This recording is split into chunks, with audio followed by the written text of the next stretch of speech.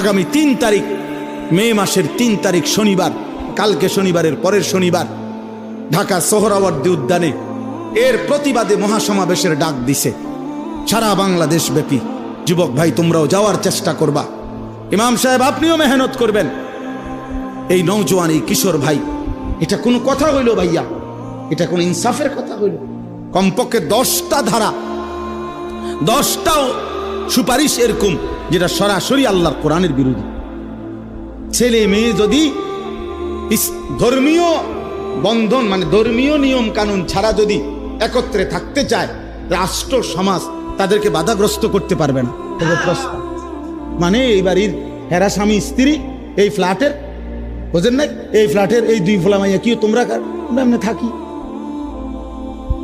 তোমরা এমনি থাকো কেন? এই কথা কইলে মামলা হবে।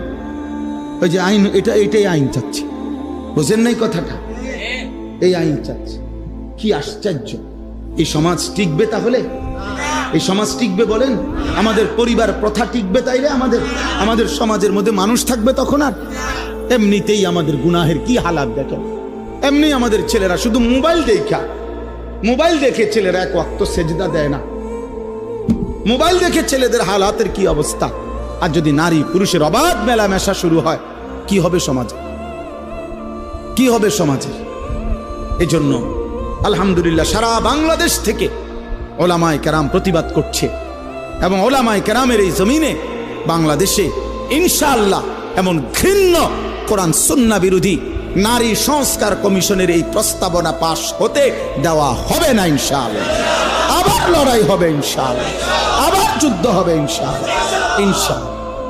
ইনশাআল্লাহ আল্লাহ তাআলা আমাদেরকে বুঝার